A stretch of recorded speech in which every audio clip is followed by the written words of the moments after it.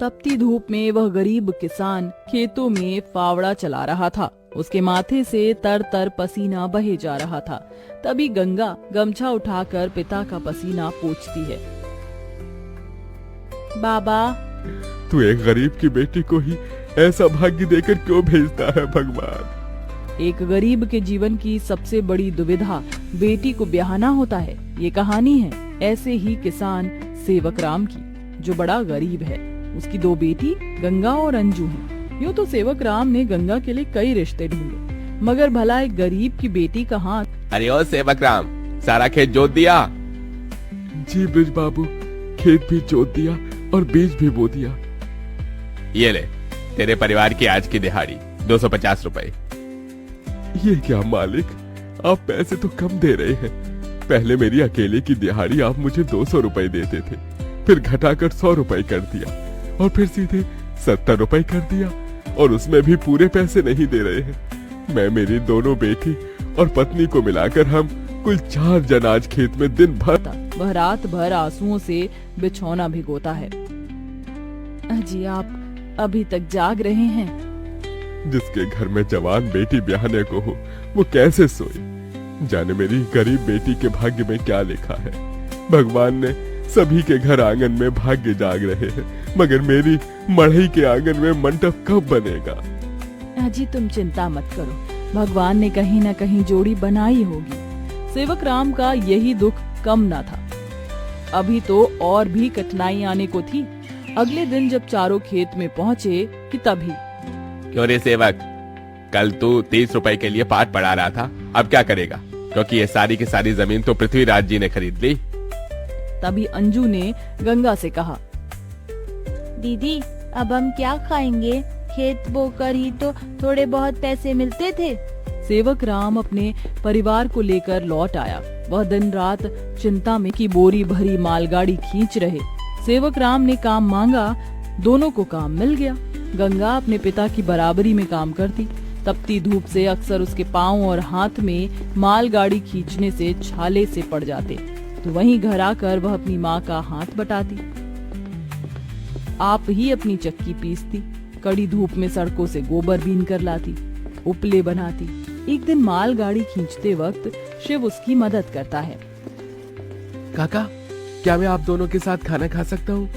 बड़ी भूख लगी है और मैं खाना भी नहीं लाया। हाँ बेटा, आओ ना। ये कहते हुए गरीब गंगा अपने प्याज और रोटी में से उसे भी देती है और हिचक से भरकर कहती है, माफ कीजिएगा, आपको खिलाने के लिए हमारे पास कोई पूरी पकवान तो नहीं है, जो है यही खा लीजिए। शिव वह रूखा सूखा भी हंसकर खाने लगा।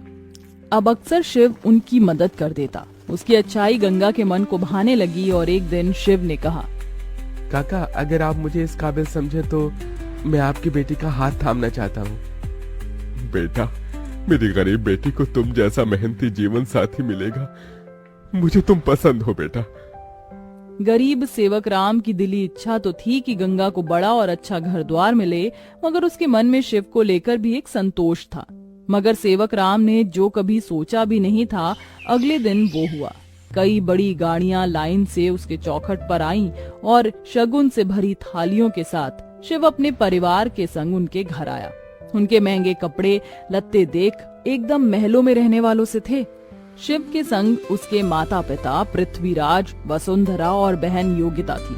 अंजू ने उन्हें देख तपाक से बोला, अरे बाप रे, ये तो राजा महाराजा से लगते हैं।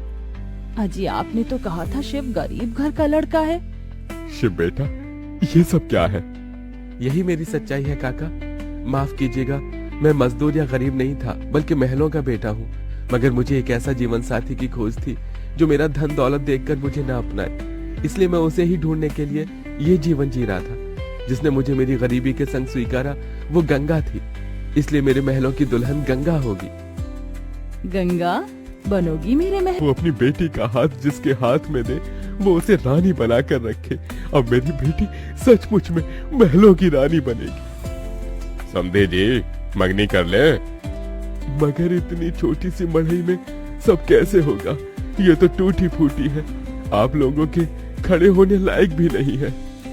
मगर इस मढ़ई में आप जितने दिलदार लोग रहते हैं, तो ये महलों से बढ़कर है। इसके बाद सेवक राम के छोटे से मढ़ई में उसकी गरीब बेटी की मंगनी होती है, जहां और थोड़े दिन के बाद बड़े ही धूमधाम के साथ गंगा के स्वागत में खड़े थे। तभी महंगे से लहंगे में ननद योगिता ने कहा, आइए भाभी, आपके महलों के ससुराल में आपका स्वागत है। जैसे ही योगिता गाड़ी से उतरती है, तभी नौकर चाकर थाली में फूल लिए खड़े उसके स्वागत में फूल बिछाए जाते हैं। जहां कल तक उसके पाँव को कांटों की चुभन मिली थी, आज वह महल की दुल्हन बनकर फूलों में बदल चुके थे। जहां महल के द्वार पर सास वसुंधरा ने स्वागत किया।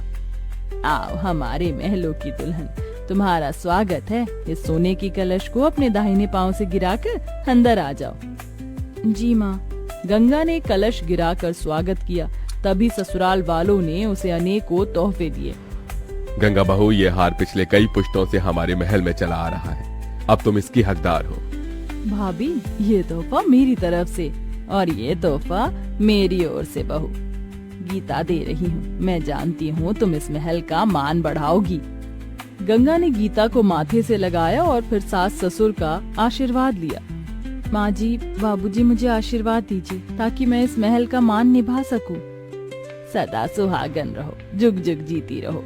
फिर गंगा विदाई में दिए अपनी गठरी को संग लिए शिव ससुराल में आकर खुशी से गंगा की आंखें भर आई।